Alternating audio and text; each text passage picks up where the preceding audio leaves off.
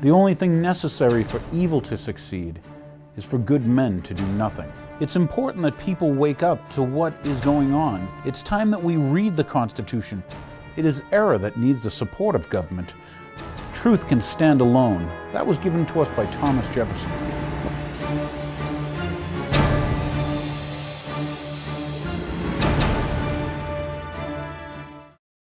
I don't need another flu shot. I had a flu shot last year. A swine flu epidemic may be coming. Swine flu shot? Well, I don't know. I've been thinking about it. It could make you very sick. Swine flu? Man, I'm too fast to let it catch me. You'll want to be protected. I'm the healthiest 55-year-old you ever seen. Hey, I play golf every weekend. Get a shot of protection. The swine flu shot. Thank you for tuning in this evening. My name is Daniel Hapney, and this is the Red Alert, the real story. Why? Because we just went through all this bull. Do you remember last week's bull? I know it dates the show, but it was like there was so much bull.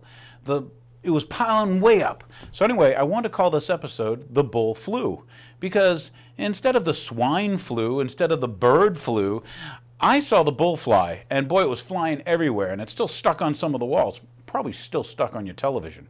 So that's why I'm here. So anyway, welcome to The Real Story. Once again, my name is Daniel Hapney. This week we're going to go over how the bull flew, and we're going to see if you didn't catch some of that bull and whether you bought all that bull. You know, are you susceptible to buying the bull that they sell, that they pitch? Let's go over. I guess we start in Mexico City, a city of 28 million in the heart of Mexico City, with another 35 million living in what you consider like the suburbs or the outsides of Mexico City.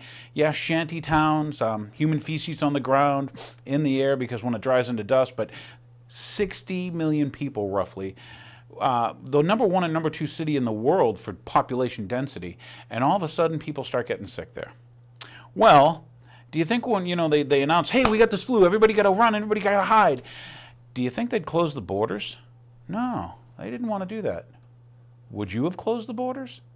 You know, if the health of Americans was important and you knew it was coming from this location, but it's like the barn door thing. A lot of interesting stuff has come out now that we've had a week of pandemic hype. We get to learn how our government changes during pandemics and stuff, how the WHO, the World Health Organization, takes over. We also learn kind of some of the people behind the scenes there. We also learn that virus is made up of 2 avian RNA strands or whatever, and 2 swine RNA and 1 human flu. And you ask yourself, was it flu season? Interesting, huh? But anyway, yeah, these, recombinated strains or whatever. And then you find out as the week goes on that, gee, the CDC in 2004 started doing that, didn't they? Wow, and they were doing it over in Britain.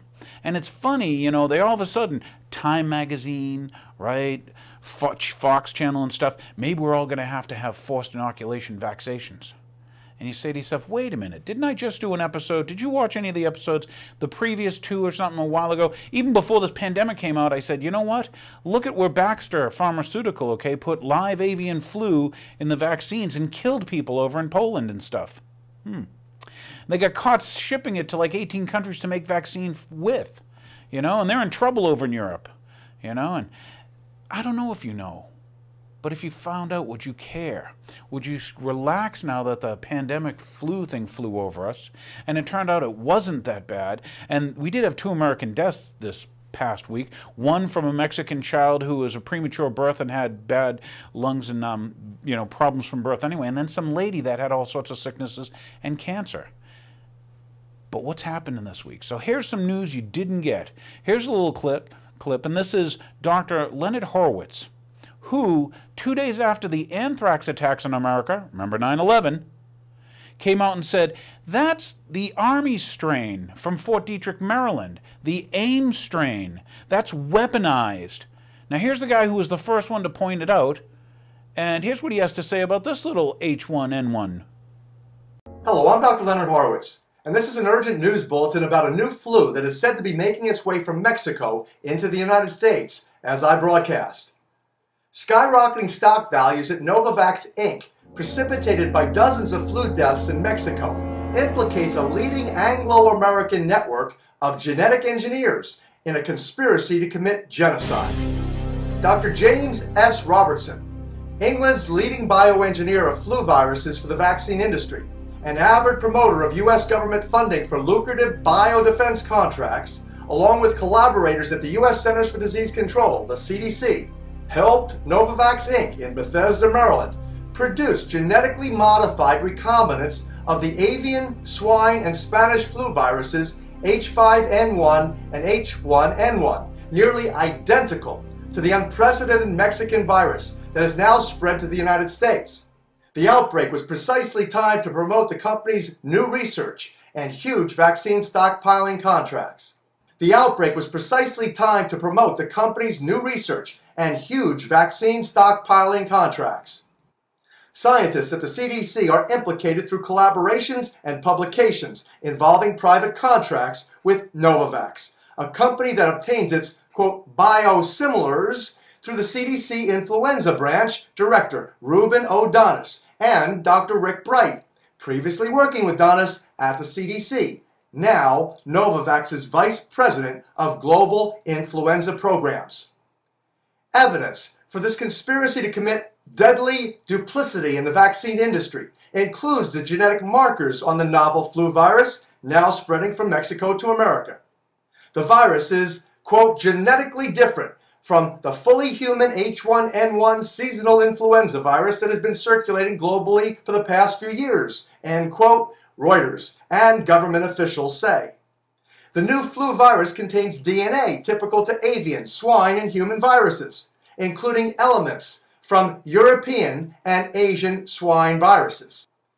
This is a description that is pathognomonic or diagnostic of a virus that came from Robertson's circle of friends. No other group in the world takes H5N1 Asian flu-infected chickens, brings them to Europe, extracts their DNA, combines their proteins with H1N1 viruses from the 1918 Spanish flu isolate, additionally mixes in swine flu genes from pigs, then reverse engineers them to infect humans. The end product that Reuters describes could only end up in Mexico via the United States, from Britain, in care of the CDC. Ruben Donis at the CDC had to have sent them to Novavax, where Rick Bright's team, now implicated in a conspiracy to commit genocide, the mass killing of people for profit, has some explaining to do. Novavax's preliminary report in Journal of Virology, with co-authors from the CDC in Atlanta, was posted online at the precise time Mexican officials began reporting deaths from this new strain of flu that is clearly an unprecedented recombinant of at least these three viruses.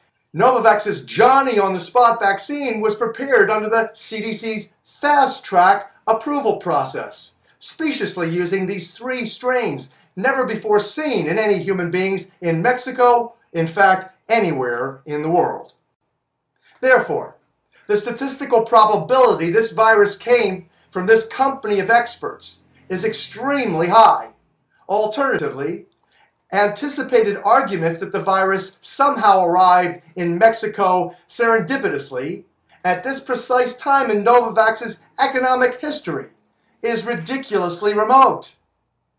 These doctors' conflicting corporate, scientific, and financial interests evidence criminal malfeasance. The most chilling evidence against the Robertson-Novavax vaccine pipeline, besides Robertson being the gatekeeper for multi-billion-dollar vaccine stockpiling deals, is Robertson's influence over the European Medicines Agency, the EMEA, a quasi-corporate, quasi-scientific think tank serving the European Economic Union and the drug industry's special interests. Dr. Robertson is the principal investigator for the Division of Virology at the National Institute for Biological Standards and Control, the NIBSC, in England, akin to the U.S. FDA. During a meeting in April 2006, discussing the standardization of influenza vaccines on behalf of the World Health Organization, it was disclosed that the NIBSC is involved in the, quote, seriological testing of vaccine trials, the preparation and distribution of influenza viruses to vaccine manufacturers, and the coordination of EU selections of strains of viruses to be used in vaccines, end quote.